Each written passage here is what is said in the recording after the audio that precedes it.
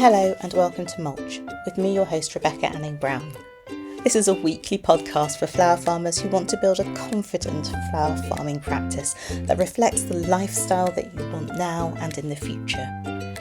Each week I'll share conversation and tips to nurture and grow you and your flower farm. I'll open conversations that flower farmers find difficult to talk about, provide approaches that will help you to make decisions, chuckle at the idiosyncrasies of our work, and always be real and honest about my own work as a flower farmer. My goal is to help you to grow a curious, confident and grounded flower farming practice that flourishes as a business that you love and are proud to shout about. Don't forget to subscribe to the channel, and if you like what you hear, please do leave a review and share the podcast with your flower farming friends. It really does help to grow a confident and successful flower farming community.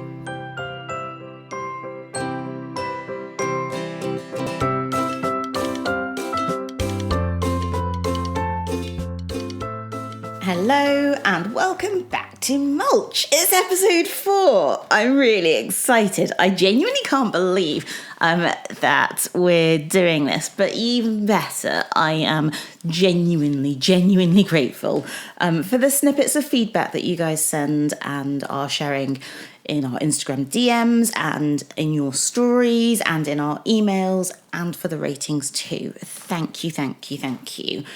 I have to admit that I'm really enjoying putting the podcast together. Last year was really hard when I felt like I couldn't write to be able to communicate. And every time I thought I was going to do some filming, because I can obviously still speak, there was just more important things to be doing. And setting up the camera really did slow me down. And so I did it less and less. So I'm really enjoying being able to put together these episodes and to talk to you and to share them. And I'm really grateful that the feedback that we're receiving so far is that they're useful and timely and real and honest. And that is entirely my intention. So thank you for the feedback. Please keep it coming. Please keep putting your reviews and your ratings on wherever you're listening to the podcast, because it genuinely does make a difference. So today's episode is a little bit different from the previous 2 or 3. It comes with a health warning, and that's not a health warning to say that it's wrong or it's bad for you inherently. But what I've said time and time again is that I want the podcast to be helpful. And I've heard already this year, and we're only in the 3rd growing week of the year, a number of experienced and influential growers in the UK that I've been in contact with saying it's really difficult to tell what's real on people's social media and what's not. So you'll be delighted to know that I'm not actually permitted to make up anything that I put out in the public world or my private world. And yes, I do genuinely mean that. And that's because my professional registration frowns upon misjudgments of probity, which is a fancy way of saying lying, almost more than clinical error. And so because that extends to my personal life as well as my clinical world, everything that I put out on social media is honest. And anything that I share visually, audibly, in writing is real. If we say we're doing it, we're doing it. If we say we're not doing it, we're not doing it. I want to put that out there because I really hope that it's helpful to be able to say that you can trust what we're sharing. Obviously, I'm not sharing every single minute of my day because A, that would be ridiculous, and B, I am entitled to some privacy. But I think the important thing for me to share is that I really hope that you will learn to trust the honesty in the work that we're putting out. Doesn't mean it's right. It doesn't mean that it's perfect, because we make mistakes all the time, which are brilliant now that I understand how much learning can come from them. But we make mistakes. So I'm not suggesting that our way is the only way. I'm not suggesting that our way is the perfect way. But I am suggesting that whatever I say we're doing is reality in the Silver Grey world. Anyway, the reason that is important is because if you have ever told yourself, I'm behind. And if you've said that to yourself already this year, bearing in mind that we're in the third growing week of the year, we've got 52 weeks in the year, so it is very difficult to be behind already. Or if you have looked at Instagram and thought, oh, help, such and such is doing this and so is already doing that, I need to crack on. Or if you get a sense of panic and anxiety trying to choose what to do first, there are so many things that we have to do as a flower farmer and that we need to do. There are also lots of things that we don't need to do that we do. But it's really, really important to me to share that you're not alone. You're so not alone. I have those thoughts. So many flower farmers have those thoughts. I'm not convinced they're helpful. And so I guess using social media, or how we use social media as a business and as a flower farm, is a separate episode. Goodness, I could come up with endless episodes. But today's episode is about what I'm doing at the moment here at HQ and on our flower farm. It's really important to stress the context of this. So we're a flower farm in West Yorkshire, UK. We have been going for 5 years, so we're going into our 5th growing season, and predominantly we are wholesale growers. My intention is to share the sorts of things that we're doing now and the why comes right at the end of the episode, but it's the most important part, so please do listen on through.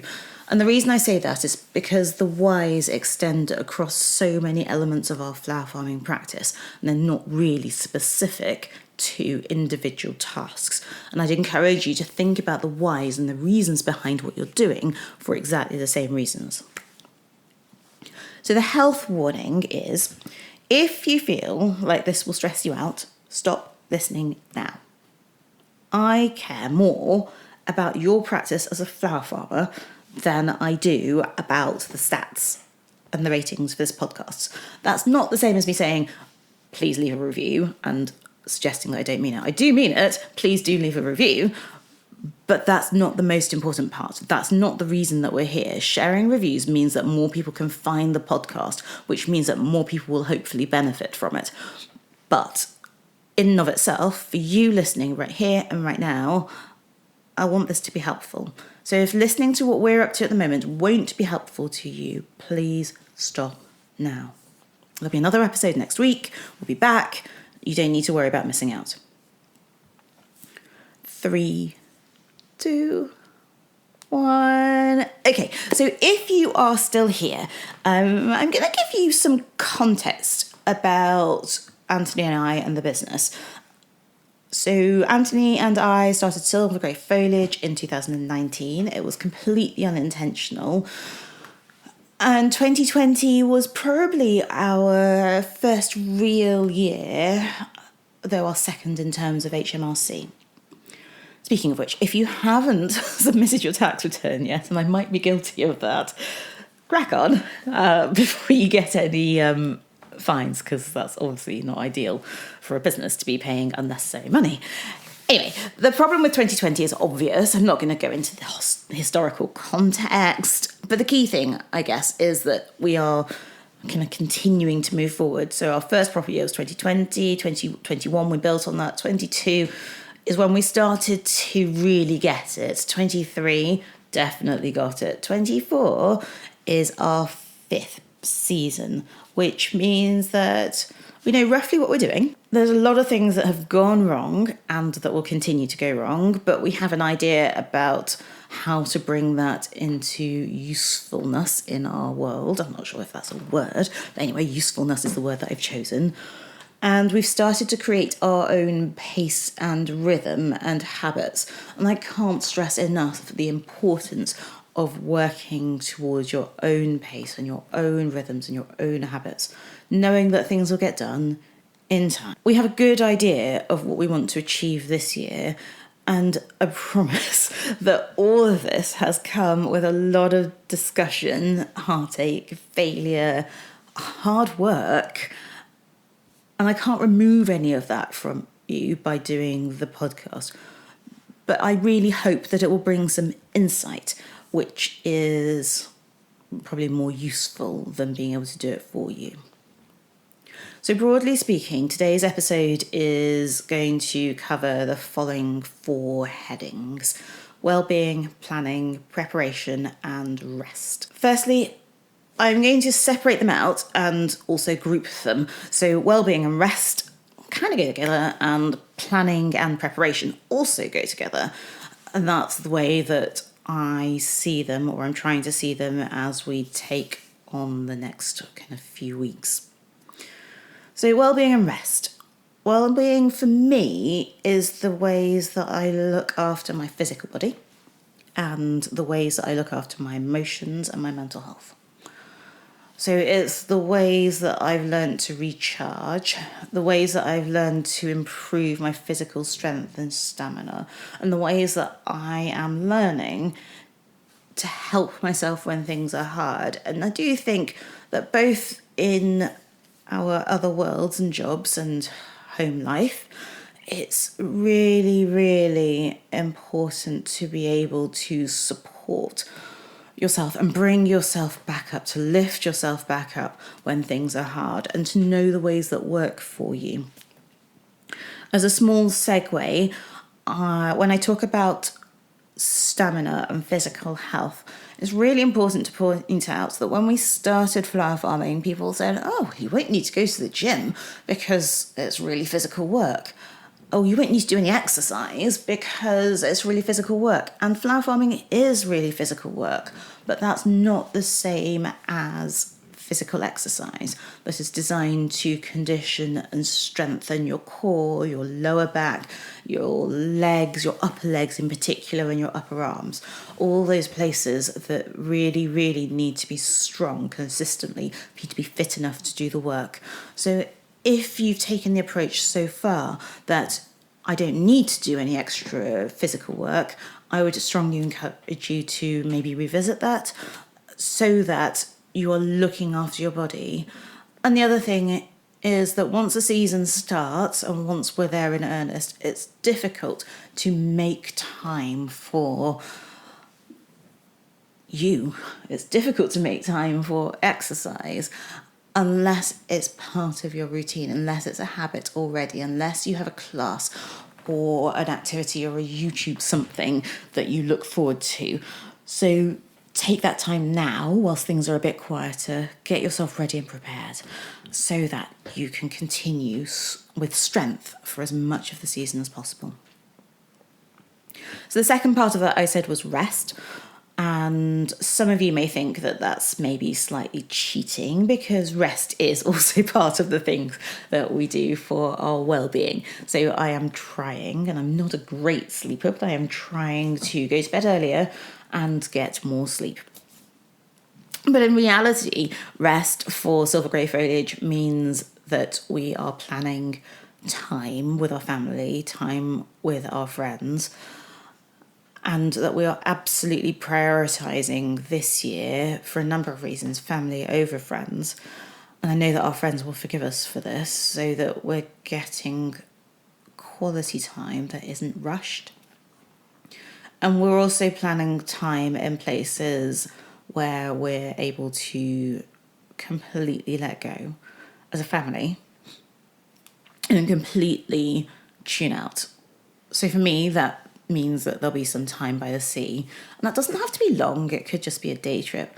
And for Antony, that means time on a hill or a mountain.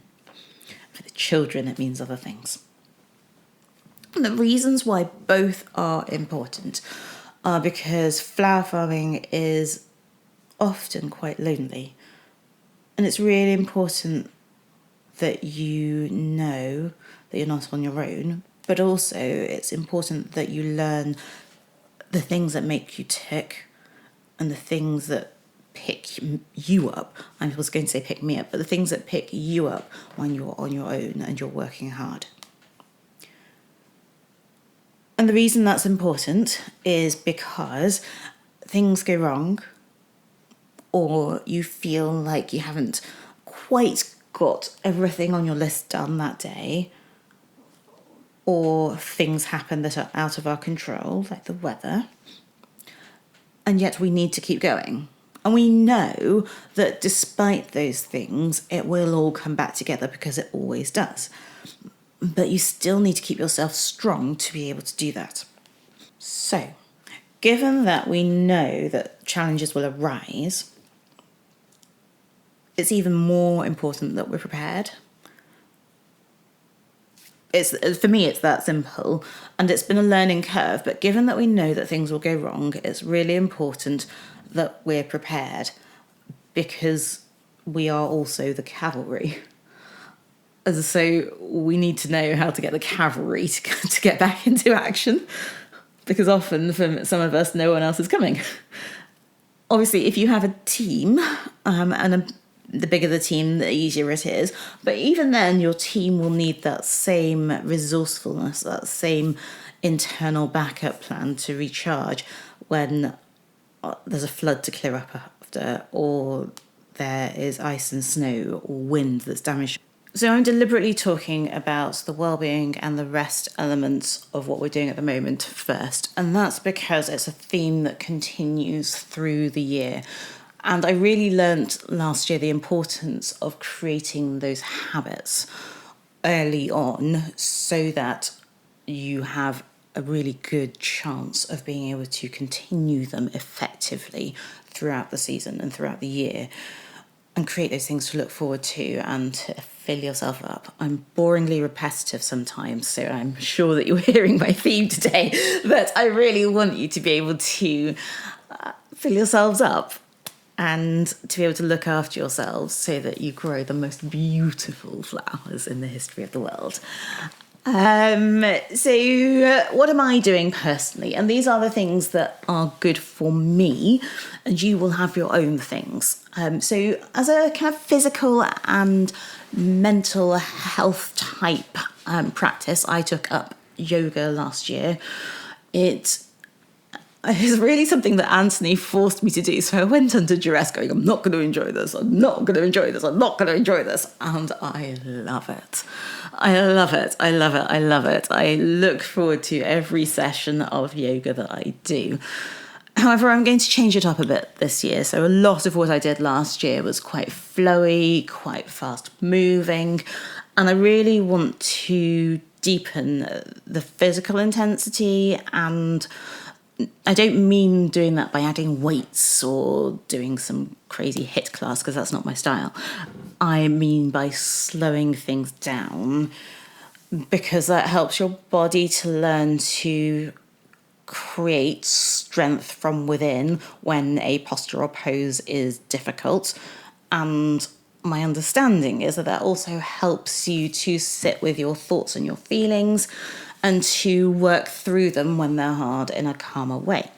So that's the reasoning behind my choices. So my yoga practice this year will include more yin yoga, which is slower and deeper, more ashtanga and 4-beat practice.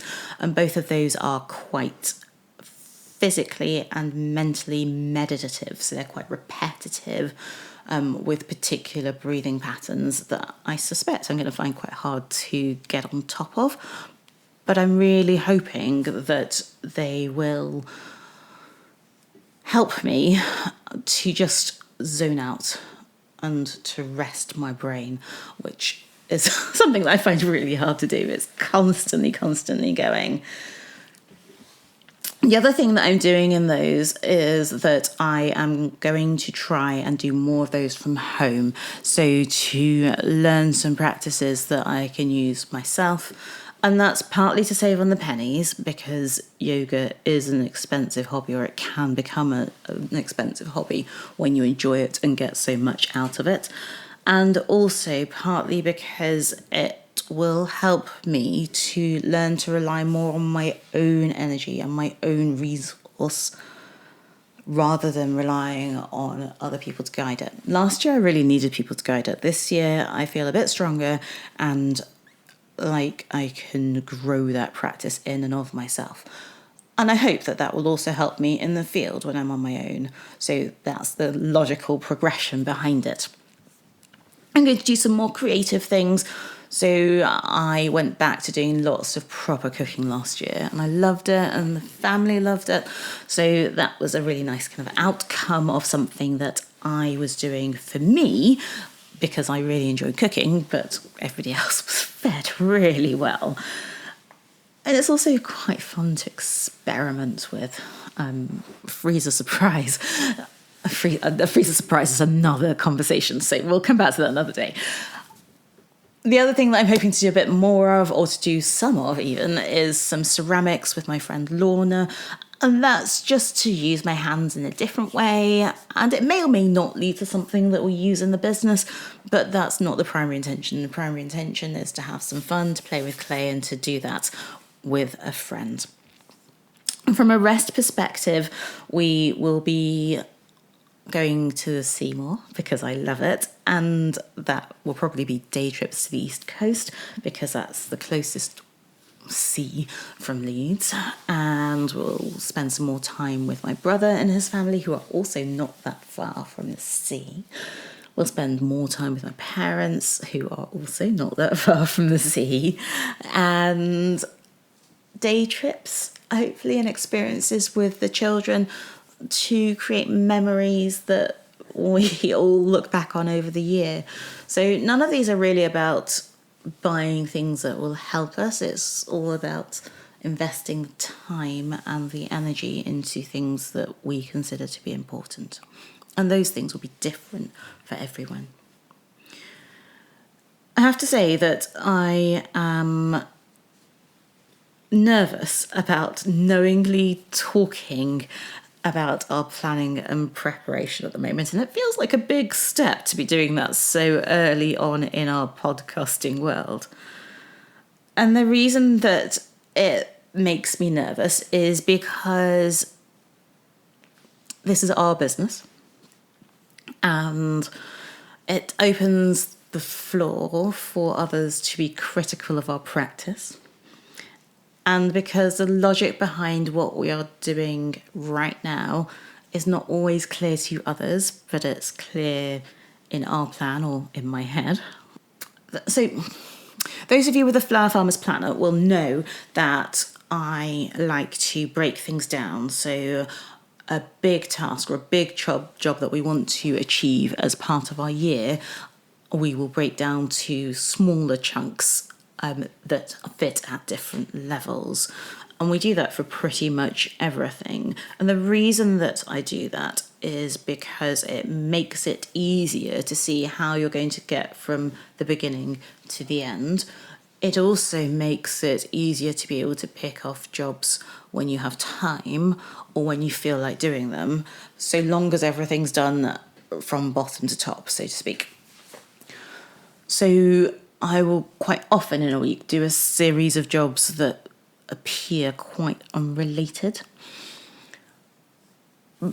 but they mean that all of a sudden that big task is completed. I really like working that way because it almost takes you by surprise when you think, I've done it. The key thing is that knowing that process helps to keep the pressure off me. So if I describe things and you think, why are you doing that now?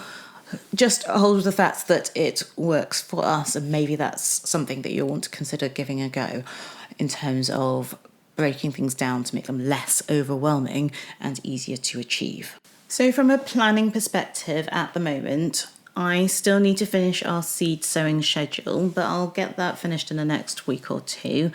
I know that I have all the seeds that I need, and really it's about narrowing it down so that I'm not trying to sow too much, and so that I know that I've covered all of my important bases. The next thing that really I will be doing, and I might do that this week whilst the ground is cold and hard and not particularly workable, I really need to be thinking about and planning where everything is going to go. So I know that we have enough space. I know that I haven't overgrown.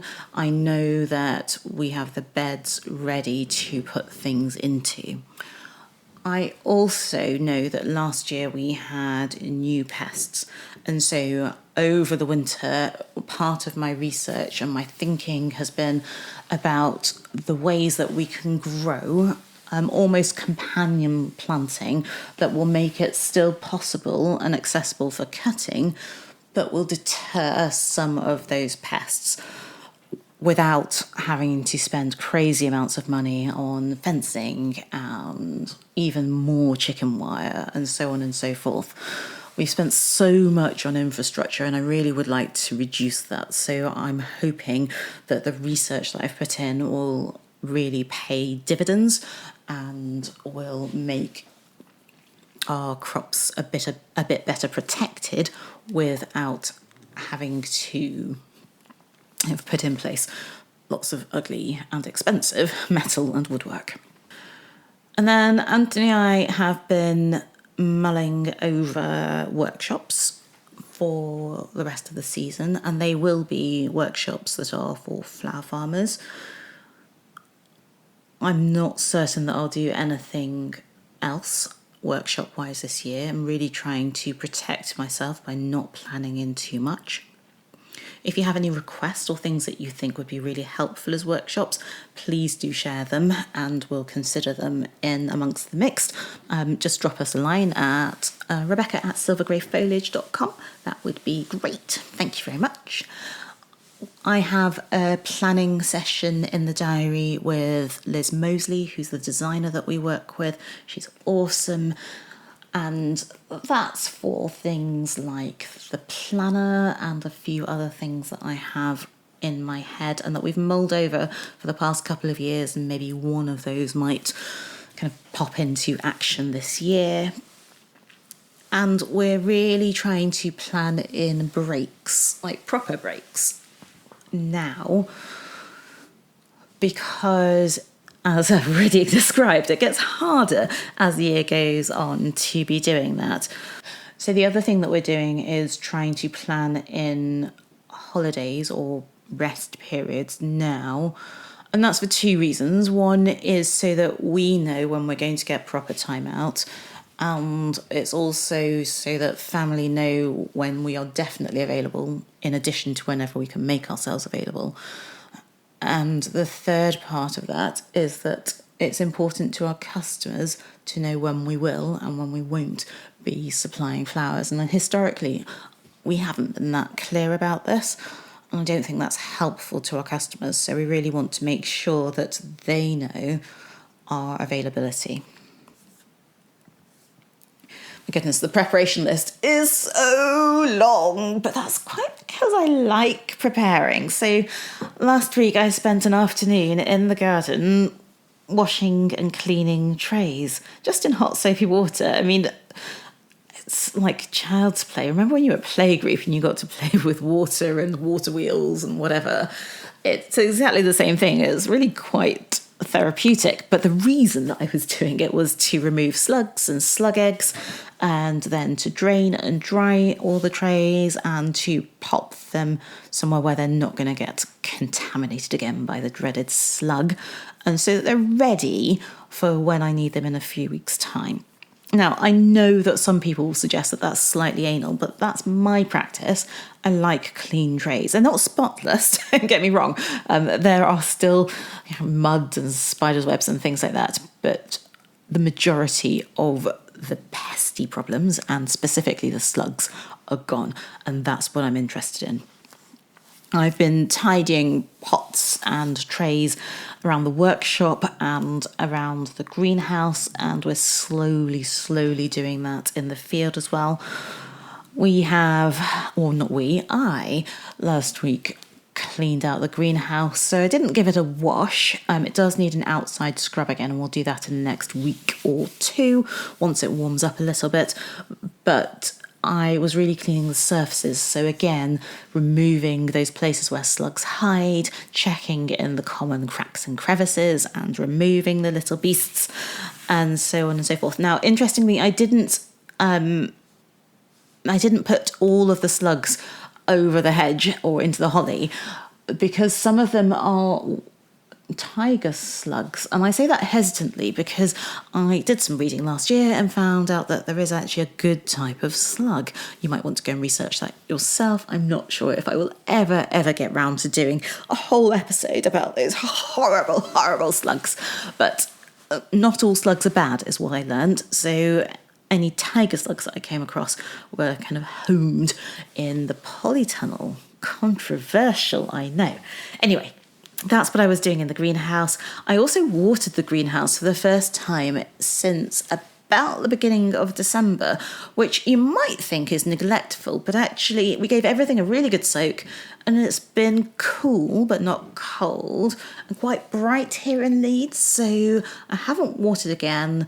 And we've had some losses, we've definitely had some losses, but nothing is checked, so nothing has that kind of green, mouldy, ferny, whatever growing on top, which means that things are still growing away nicely in the greenhouse, which is fantastic. What else have I been up to?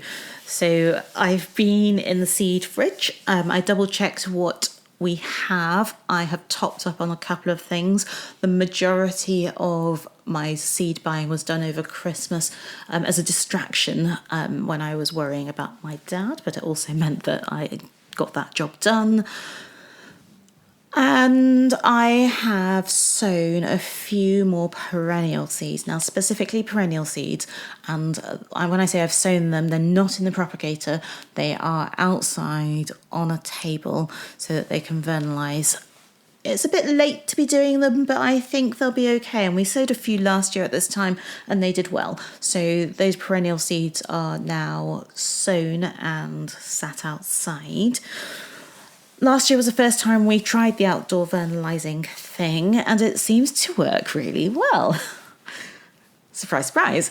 I literally sowed perennials in trays, and so I'm not going to be doing any more pricking out, and left them outside on the table, and they've got wet and dry and cold and warm.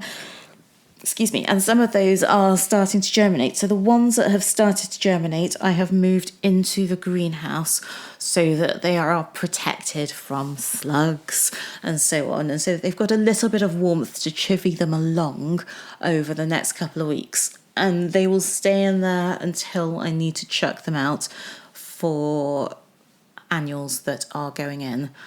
Once the annuals need the greenhouse, which is our most protected space, and it is just a standard family greenhouse, I will probably move those perennials to benches in the polytunnel.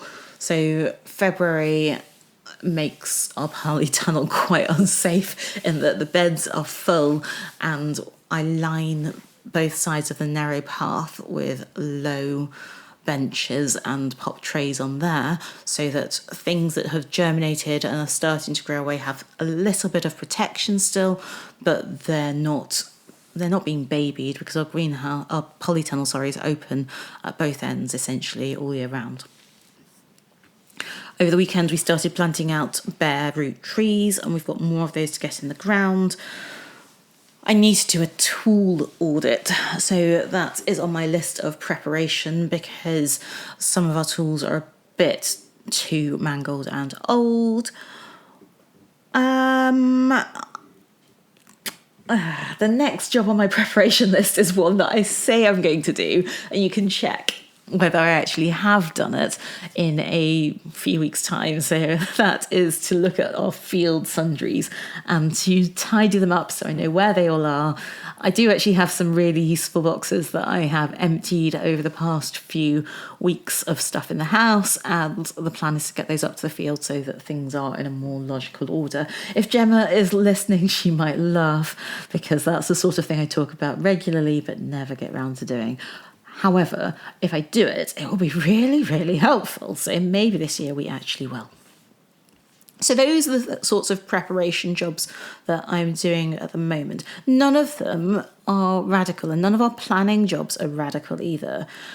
But I hope it's helpful to share the sorts of things that we're getting done now whilst it's a bit quieter. And I think it's really important that I stress the reasons behind all of the planning and all of the preparation. So there are two main reasons. The first is to help us start the season a bit more organised, and each year we get a little bit more organised and a little bit more efficient. And that really, really helps us to get off to a really zooming and quick start. The second is because looking after that planning and organisation and rest and well-being helps to look after the children, because when we're calm about things, they're calm about things, and the business, because knowing that there is a logical and smooth way through helps us to know how to keep going so that we can get on and grow. So that's it for today. It's a bit rambly, a bit random. I hope it's useful. I would love it if you would send me the feedback to say it was really useful to know what you're up to, it hasn't been harmful, or it was really unhelpful. Please don't do that again, so that I know whether or not I should be planning for episodes like this on a regular basis to help you in your practice. So that feedback I would be really, really grateful for. This is episode 4 of Mulch. I'm really, really delighted that so many of you are listening. I'd be hugely grateful if you would continue to share reviews and to share in your stories and to get the message out there about the podcast. I'm really excited about how it's going. I'm really grateful for your support. I'm really grateful that we're putting something out there that you are finding useful in your businesses. Thank you. If you're bored during the week, we will be around on Instagram. I'm making no promises, I might get around to doing a field tour and a tour of the garden here at HQ, and you'll realise that it's a mess and there's still lots to do. Oh goodness, on that preparation and planning list, I really need to put the hellebore, because I still haven't tidied them up. I really must put the hellebore on that list because they're starting to flower. There you go. We're not all over it. But I am supposed to be stopping the episodes somewhere around here. So thank you for listening. This is Mulch. My name is Rebecca Anning Brown. My business name is Silver Grey Foliage, and it is lovely to spend some time with you today. Thank you for listening to Mulch. I hope that you found it useful. To find the show notes, head back to our website, where you'll find links to all the things that I've been talking about in today's episode. If you're on Instagram, you can find us at Silver Grey Foliage. I would appreciate it so much if you were able to share this episode in your Instagram stories. And if you are able to leave a review, it really will help more people to get on and grow. I'll be back with you next Monday to talk about more flower farming in practice. Rebecca.